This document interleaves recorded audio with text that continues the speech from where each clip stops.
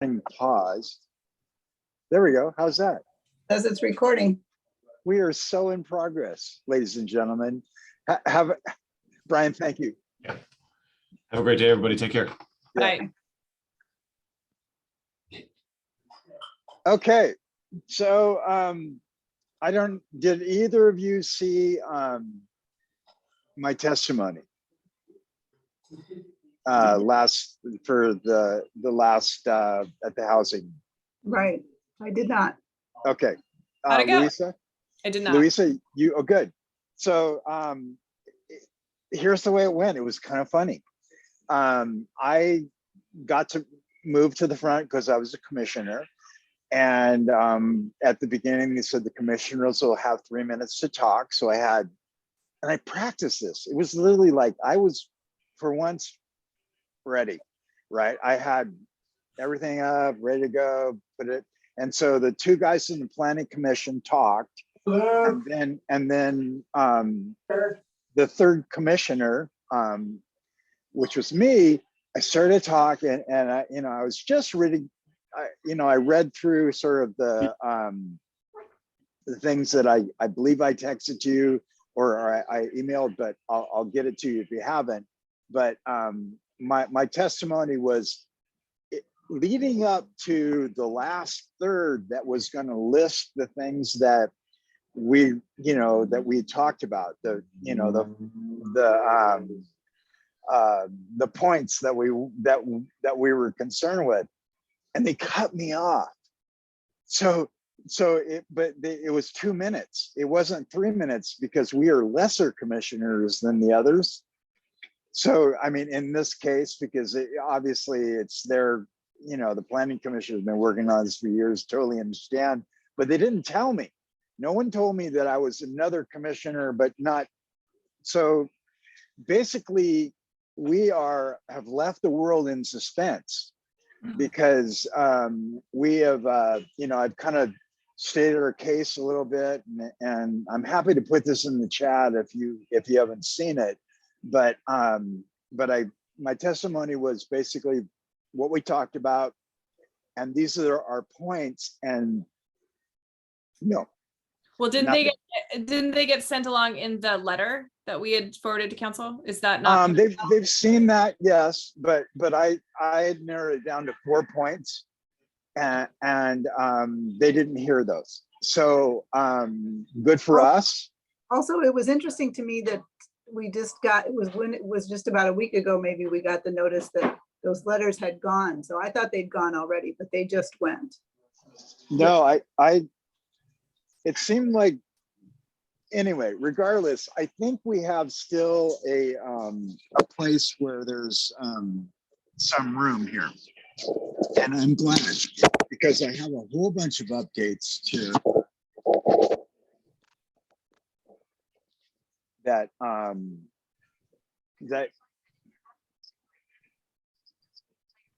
you hear that? Okay, never mind. So anyway, and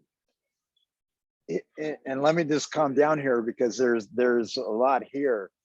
I have the last meeting I had, which was this morning, it was with Scott Altenhoff again, Urban Forestry, the arborist that works with them, and Karen Knudsen, who is Homes for Good.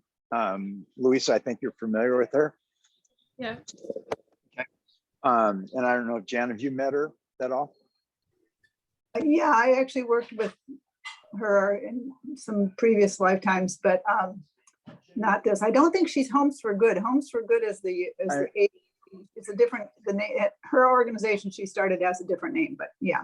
Okay, I might be misquoting that, but anyway, we all know Karen, and she's a friend of the Canopy, I guess is the best way to put that.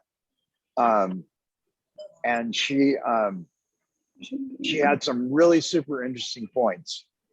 So backing up to, before I get into the notes, we had talked about requesting that the building code be thrown out. I mean, the tree code be thrown out. That we would suggest a way that Fine. we would suggest a way that they would start from scratch and rebuild that. And I have gotten some super good input that is an impossible thing in Eugene. Literally, like, we're asking for there's going to be no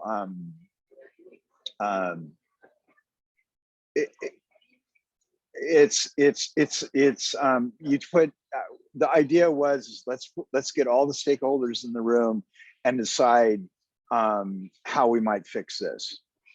And she has a lot of experience and process with you folks, and I'm 3 years into this. She's 20 or 30 or whatever, and you probably all are. And she just said, that's a really valid idea, but except for in Eugene, because you're not going to get anywhere. And she cited several examples that were well intended, maybe well researched, but were unsuccessful because of the dynamic here. So and so that's just kind of the overview. And I wanted to give you some background on what she said. And again, just for record, now that we're on the record, this is my, and I do have a life, but this has been pretty important to me. This is my 30th official conversation about this. I've talked to realtors, I have talked to developers, I've talked to plenty. I am a tree person, so that's easy for me. I got the tree community involved. I have what I feel is a pretty representative group of folks that have a stake in what we're going to propose. And I've been trying to get with Karen for for all of that, but I'm really glad that I talked to her at the end, because she knew most of the people that I talked to, and some of them want to stay anonymous or whatever, but she says, I know what you've been doing, I know what you've been hearing. And she sort of felt like we have to simplify this, and if we really want to be effective and get results, and so her recommendation is that we narrow our scope considerably. We don't ask that the code get thrown out, because and this is also feedback from staff, and I've talked to Ken Pease, the planning guy that basically wrote the HB 2001 proposal that's before council right now. And basically we're asking for well over $1 million of resources to be dedicated to this. And that's okay. I mean, that's not okay with me. I'm a business person. I really like that part of it. But they said that not only that, but once you do all this work and bring all these people to the table, expect years before they're going to agree on how we treat the trees. So basically, she said that would be a disaster, and she said, I would really recommend that you sort of boil this down to a few points, and not ask for a rewrite, which was, I mean, literally this is evolving, and I'm so glad to have my committee here to talk about this. It's been evolving quite a bit just by every conversation. So, you know, with that, there's several things she talked about, but before we get into that, I think probably the best, I want to do a break right here and kind of let you guys take 5 minutes of the meeting. And I'm sorry, I've got a little cold going on here. Take 5 minutes of the meeting and kind of just give me your input at this point. And then I'm going to go into what she had said. I kind of feel like I'm talking too much, so I'm going to mute and I'm going to give it to Louisa.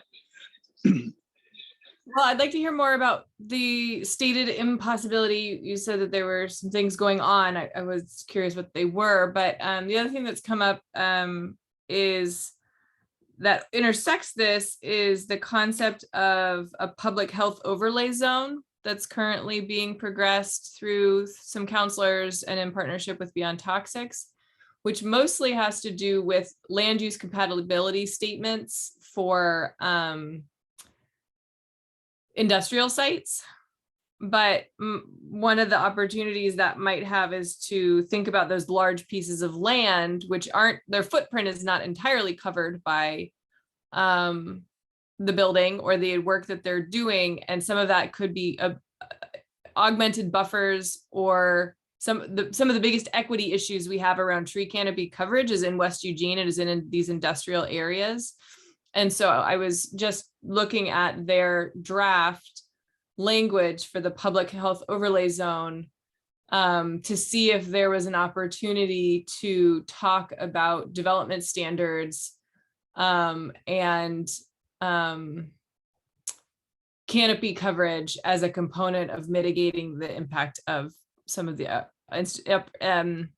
industrial emissions.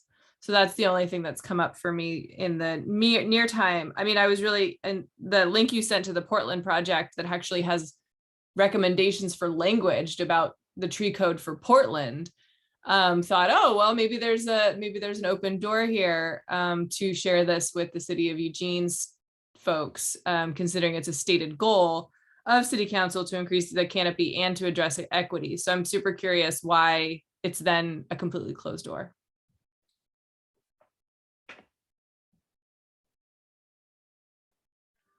And I don't have a ton to add. I would just say, I understand that, I'm sorry, there's background noise here, so I apologize for that. That revising the code is a big task, and we knew that coming in, and we were advised by Emily and others that we should be aware that that was a big ask. So I'm not surprised to get that kind of feedback. I don't know that possibility. It will be, I think, a challenge for us to figure out how to focus our request. It will take a fair amount of, so I'm curious to know more about all of that, but I'm not surprised. I just, yeah. Okay. Well, I'll continue because I hope you guys are just, I know the protocol is to mute your mic, but please unmute and let's have a conversation, because this is kind of the way this is it's evolving. And so much has gone on since the last time we talked, which is almost 2 months, that, you know, I don't know what you know or not. So I feel like we got to do catch up, but we need to, we got to come to a head here. So the reason I'm muting is mostly for the background noise. I'll jump in if I.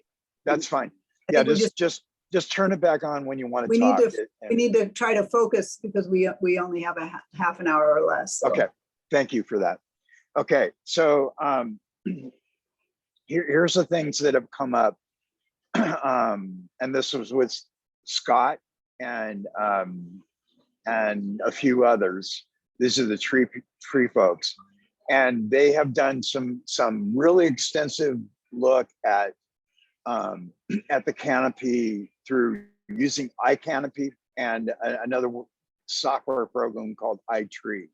So they've looked at our whole canopy, and they've noticed some things that I don't think we're all aware of.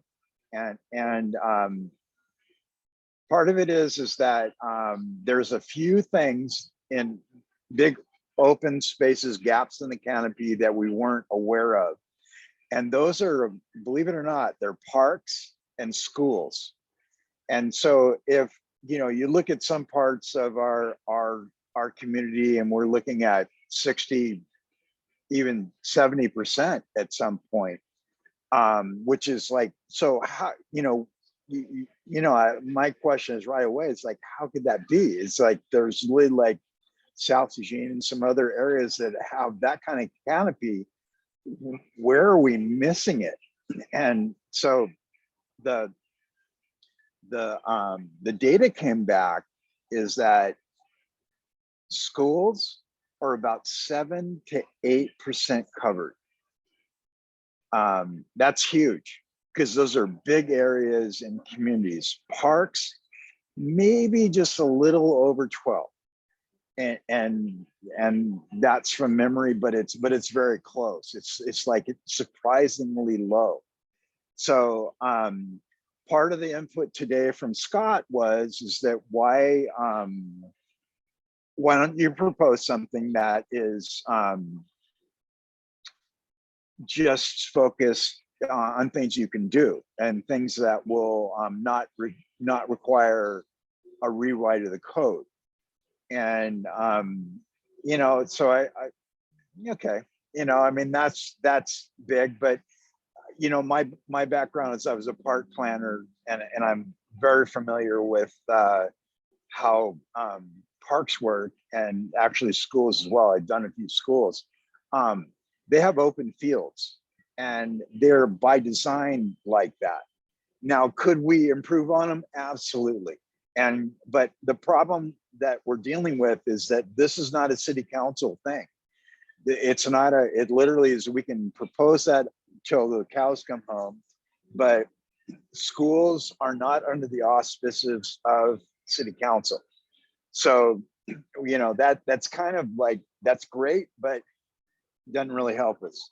So here's the, and I'm going to bottom line this because I want to hear what your thoughts are, is that from Scott, from a whole bunch of tree people, and actually some real estate people, they said, why are you worried about new plantings of trees? Because that's that has to do with you know, it's super complicated because there's, you know, planting on street trees, there's, you know, there's public land, but you know, that is that's a 10-year project. What they said to me and what makes sense to me is that we should look at and Louisa will like this, that we should go back to the canopy that's existing, that this particular thing with you know, that we're proposing through the HB 2001 and the even just the base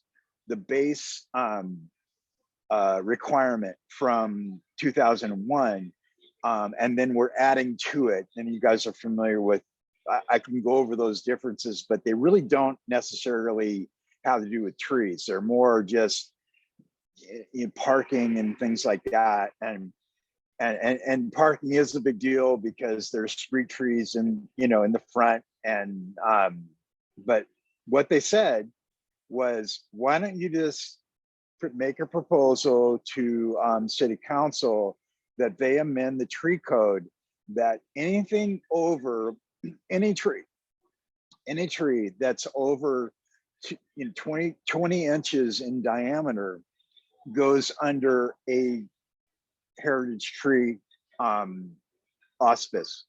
And you suggest, your motion is to create a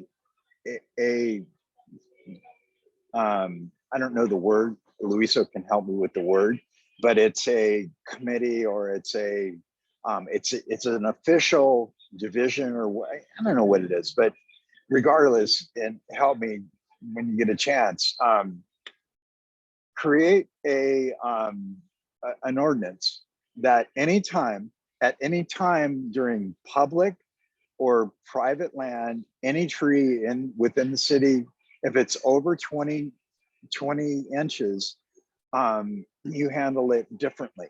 And and that is actually our recommendation, is that we don't go with we don't get involved in the building part of it, which is, that's so messy and so political. It's really not us. It's not our deal. Okay. So we don't deal with that. We don't deal with street trees because,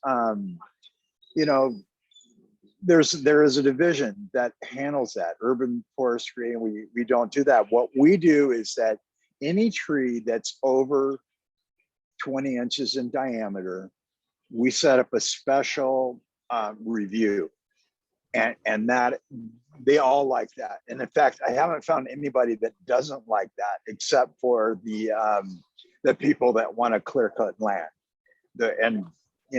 That's, we're not going to make everybody happy, but that was the and that's kind of like summing up a lot of conversations, and maybe putting my own little thought in there, but that's what they're saying, is that let's go back to our original idea. And this has literally been a year, bless you, Louisa, and she's been with me for that long. I mean, if you look at our original stuff, this is what we talked about, was one of the things, and there was several, but one of the things was, and we all agreed that we would go towards a heritage tree recommendation, that this is the time, because we've kind of pulled back the curtain with this HB 2001, and we've exposed a code that's not working. So the fastest thing that we can do is to protect the trees that are existing now. They're existing, they're existing, and they've been in the ground more than 30 or 40 years, depending on the tree. This So is 20 inches. 20 inches is, you're talking about a diameter of a tree? Yeah. So that's not a very big tree. That's a tree that could get to that place in 15 years or less. So why 20 inches? Well, let's decide on a time. Scott recommended that. Scott Based on Altnock what? did. I mean, we would have to justify it. So what is it? Is you have to pick a number. Yep. And anything over 20 is, and again, this is super not scientific, but you're absolutely correct that anything that's been in the ground for 20-25 years is going to be 20 inches in diameter. I mean, this is like a rule of thumb. If you need to remember something, it's almost an inch a year. That's almost how it works. So it's just so the argument is that it's after it becomes basically carbon sequestering, which is about a 20-year-old tree. Thank you. Okay. As soon as the tree starts doing the work that we need it to, it has a different type of protection. But this is where they're going to get excited, and this is what's exciting for us, is we're actually we're suggesting not a street tree, not a private. This is the whole city of Eugene. And so let's pick something reasonable. I'm okay with, whatever you guys decide. 30 is too big. 30 is literally that is a tree that's been there for some of them 40 years. So at some point, let's and maybe we do a little work in between and do some averaging on what other people have protected, because this is kind of not a real super new idea. It's not like a revolutionary idea, except for Eugene, and crazy enough. And I want to say that for Jan's benefit, Luis has heard this before. We put together a slideshow years ago, seems like, but there's 10 major population centers in Oregon. Okay, and Eugene and Springfield are 2 of them. Every other one of them has protection for heritage trees. We are the only 2 cities that doesn't. I didn't know that. Okay, yeah, and it's fascinating that nobody knows that, but I think you have to kind of designation. So like people think that they're the same thing, but they're not. Say again, So- Lisa? First part. That Eugene is a tree city. So Right. it had another designation that people often conflate with Oh. the heritage tree program, that we have Right. a solid tree. And it's sort of by accident, it's a little bit of a fluke. It's because like the Butte is in the middle of the city, so we get lots of canopy out of it. Yep. And South Eugene and lots of other areas that are within the UGBs, so it makes us look good. Right. Yep. But So I have some questions. yeah, go for yeah, it. So I think that if we could come up with what the right number is, that seems like a fine idea. Again, it was something that it sounds like you guys have been talking about a long time, and we've talked about it this committee from the beginning. So it seems fine to me. What is that process, and then who gets to decide the process, and is that really going to help? I mean, sometimes you have a review and the review says, sorry, we have to take it down to make this building, so that's the way it's going to go. I mean, that's a whole nother can of worms, really, how it's going to be. it's a great question, and the answer to that, Jan, is that it doesn't exist. Our motion is that to make that a designation within the city of Eugene, and it's the only way that we're going. And Scott was like jumping up and down on his his seat, is that it's the only way we're going to get remotely close to getting to our climate goal, which is 30%. Remember, we're losing 1% a year. So, and what's happening is we're developing. And so now this new thing. And that's my other question is it's a good thing to do. Is it enough, really? And is there something else that we still want to do? And do we have to decide it all at once? I mean, we have forwarded the letter to council. So we've already given our statement, right? And so these are ways that we would go about trying to. Yeah, they're still waiting for our recommendation. The letter doesn't make a solid recommendation. Basically, they're waiting because I got cut off. Thank God, because I really wanted your input, and we missed a meeting last month. But I think is there anything else? Absolutely. I think we can bring 5 points to them, but what, and I know we're being recorded, and I really don't care. I'm just going to say this to you too, is that I'm hopeful that one of the council people is going to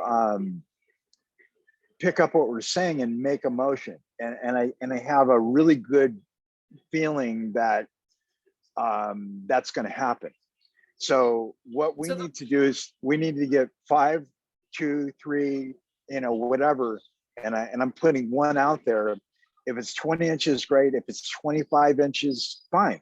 I mean, that's sort of like, I mean, the way I look at that is that why not start to where, if they will us down a little bit, if we end up at 25, but I don't want to end up at 30, because that's a lot less trees, and per the information from the software, that's not going to make a difference. Okay. So 20 would make a huge difference. 25, yeah. Fine. So the question that council will ask, and that we will have to be able to provide answers to, is what is the framing of designating a tree? Is there exemptions for hazard trees or invasive species? Do we give a shit about Norway maples? No. Should we get rid of them? Yes. Does it care how big they are? Probably. So, and then funding, right? Who's going to pay for going out and doing this augmented review of a tree? And if it's determined to be a barrier to a business going in because there's a tree on the site, right? That's an economic argument against this. So is it just an extra hoop that they have to go through? Can they still, is it just no trees get taken down, or what are the steps and who's paying the costs? I think what we say is that, and Barrier. this, you know, what we say, and I think this is, you know, probably smart, is every tree has an individual story and situation. It's impossible for us to make a motion or a recommendation that covers every tree in every Then you situation. can't expect the city to make an ordinance that does. Like, you Well, have to have something that they can act upon. And I think 20 inches at breast height, there's a logical carbon explanation for that. That's when a tree hold becomes on. sequestering. Yeah, no, it's okay. Somebody was asking me something. Okay. And then, so then the other thing is that it is enforcement of that. I mean, what role do the city's arborists, not city arborists, but the arborists who work in the city? So Sperry Tree Care gets called out to take down a tree, and then they realize that it's 20 inches at breast height, and they do what? That's where it goes to the I'm proposing that our motion is the creation of this entity that handles every one of those trees. It literally is that's kind of what I'm saying, is that we create a commission. And I have from my other life a extensive background on creating a law like that, but in Hawaii. But it's too complicated, and it doesn't like translate directly. But what I have in my mind is something similar that would work for our area. That essentially it's a new commission. And how does it funded? How we did it in Hawaii, and this is basically how we got around that, is that if you're going to be a licensed arborist in the city of Eugene, or in state or anything else, but I'm thinking that Eugene is happy to do a special thing for the city, that they set up a situation where if you're an arborist in the city, if you work for Sperry or any other one, you need to give us 10 hours of volunteer time, and however much we need. I don't really know how many arborists there are. I'm going to guess there's 25. I'm going to guess. I don't know. But let's say there's 25. 10 hours, that's 250 hours. And so these are people that it's a volunteer, but a mandatory participation to keep their license. And that's just kind of like, lawyers do pro bono work all the time. This is literally like, that is a requirement for holding a license in the city to be a arborist, that you're going to, participate in this panel. It's not just one person. It'd be, whatever. This is stuff that I'm hoping they can work out, but we give them a parameters, 5 points that we would like in this, this evaluation panel, or whatever you want to call it, that so that's how you fund it. And you also, I am not adverse, and I'd love to hear your thoughts about asking for more funding.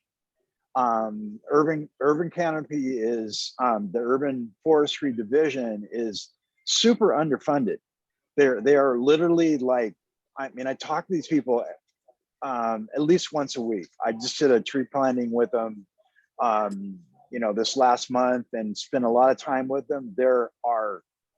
They have people leaving for stress reasons, because everybody is like coming to them and there's no structure, right?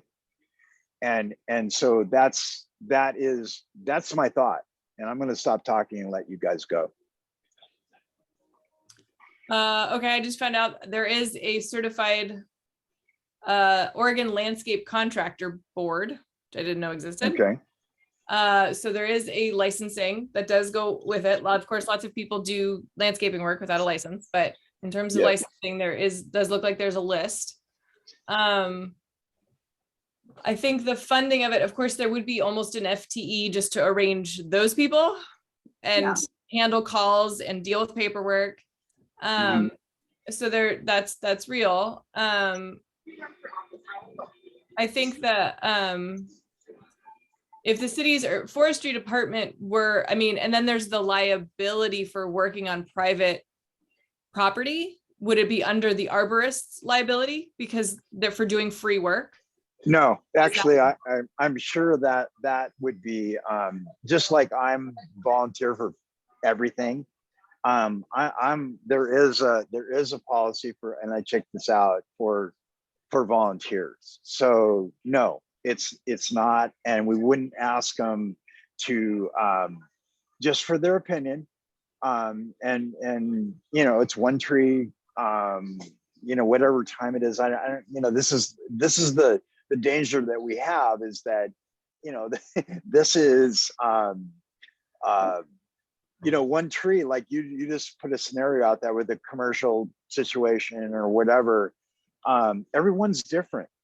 So our thing is not to address things on an individual basis. I mean, we don't get into the tree street argument because they've got that's already ongoing. And it's actually already kind of covered. Excuse me. So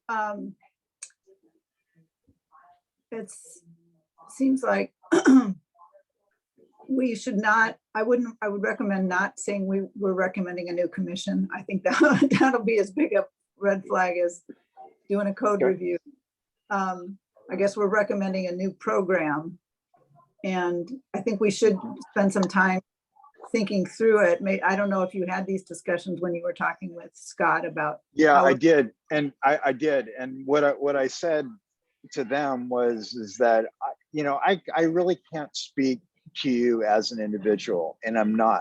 I'm here just like everybody I've talked to. I said, you know, I'm basically hearing what you want to say, and I need to go back to my people. So, but anyway, I meant about the specifics of how it would work. So I think maybe, you know, we could come up with some guidelines of this. So if you're available, and I don't know if you work, Jan, I know Louisa does, but tomorrow at 9 o'clock, I have a call that I'd love for both of you to be on with Scott and Karen Knutson again, that I report back to them. And, you know, basically I was saying, look, if I just got shot down with this whole thing, you know, let's cancel the call.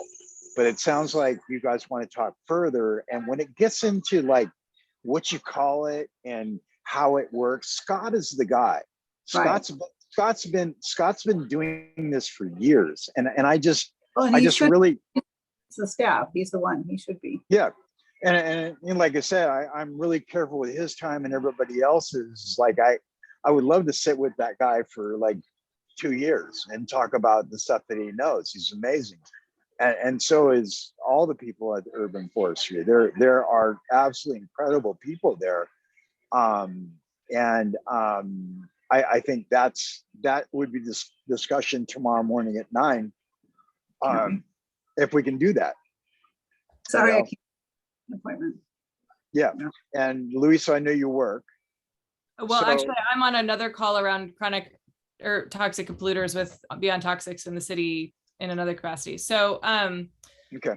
But the premise that I want to check in on is the clarification about city lands within the city limits or lands within the urban growth boundary, because there's significant parts of North Eugene that are inside the UGB but are not city managed. So therefore, the city has no jurisdiction. Okay. So curious about that and how they would approach any dealings with River Road and Santa Clara. And if the program would be housed under the urban forestry program, and if it was something like any tree above 24 inches is flagged for additional review before it's cut, before it's trimmed. I mean, and then somebody has to race out and say what, you know, if people want to have more solar gain to their house, like, it's private property. There's no legal way you can stop them from doing that. So what is the actual, like, what are the hoops and what does it do? Is it education? Are we trying to advocate for saving trees and on its head? Are there other trees that are even larger that have some legal protection that says you cannot cut this tree unless it's, you know, posing an immediate threat? The answer to that is, okay, so the hazard's one thing, and that's, you know, actually, I don't think that we really are concerned with that. I mean, that's sort of, you know, it's almost like out of our boundary. It's just the tree that they want to take out to do something else with. And again, these are things that, if I can have your blessing, because sounds like you guys won't be there, is I will ask him about that. But Scott, you know, and I apologize, he talks a mile a minute and I couldn't write as fast as he was talking, but he did actually address that in a certain way in our last meeting. But I will ask him specifically about that. But it was recommended to me by several people, and not just the Urban Canopy, you know, our deal, but, you know, everybody was saying, narrow it down. You need like 3 sentences here, 3 sentences for a motion. And, you know, Councillor Groves, Councillor Semple have all said, you know, we will, if it makes sense, we're ready to go now. And there's a lot of people that are waiting for our recommendation, and which needs to happen before, I would rather not do it at the last meeting. But that's probably when they're going to make all these decisions, because there's so much. I don't know if you've been following or not. The meeting that I spoke at went to 12:30 at night. So it's like, it's huge, but we do get the ability to be first. So I'm going to ask for 3 minutes. What I would like from you guys is to send you an email after my conversation tomorrow. We'll make a public record, and I want you to be very cognizant of that.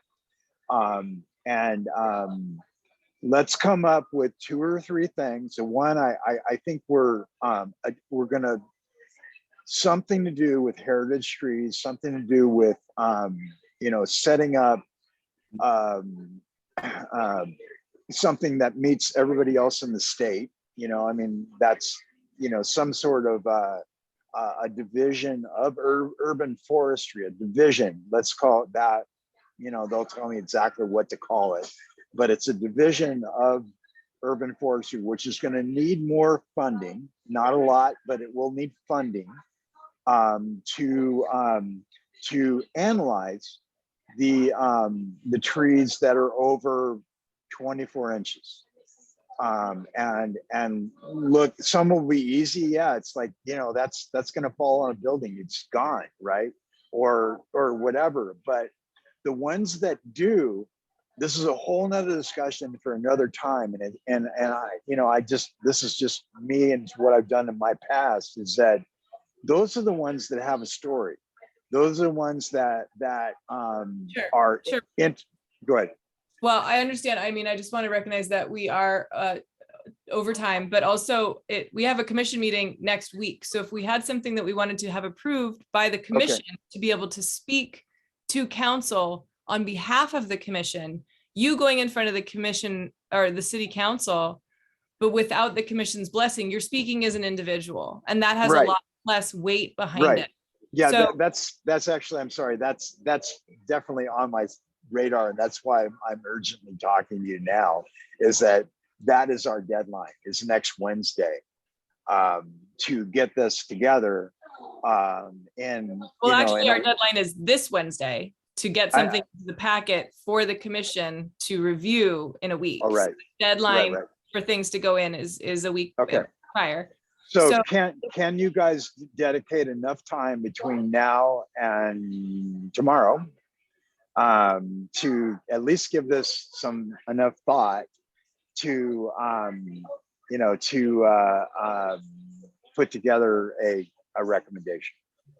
So if you could draft an email to Okay. us that states as clearly as you can those 3 points that you would like to make, Okay. then we can turn that into a very short recommendation that we're asking to Yeah. have commission support for you to say in front of council. Okay. Thank you. at that point. And you know, just so you know, it might sound like a well, I worked, but we've been working on this for a long time. So we're getting close. So basically what I'm going to give you is beyond the I'm going to ask for the, you know, that number again from Scott, whether it's 20, 25, whatever it is. I'm going to ask, you know, that urban forestry make that recommendation, because they deal with it a lot more than we do. And then 2 more. So before I even talk to you guys, and I send this email, I will have it to you by 1 o'clock tomorrow, after my meeting with Karen and Scott, and whoever else wants to join. There'll probably be others, but basically, you know, get that feedback. I will draft that email and I will have it to you by 1 o'clock. Can you guys turn it around in 24 hours? Yeah. Okay. All right. Then that's our charge. And gosh, you know, this is moving, you know, and part of it's not our fault, because the climate's moving around us in a way that's difficult. The climate is, you know, HB 2001, I think, gave us the window to talk about this. But anyway, you know, other than that, it's just I just find this whole way of doing, I'm just not, you know, bless you both. I'm just not a person that really has a lot of experience in making these kind of decisions as a commissioner. I just make them.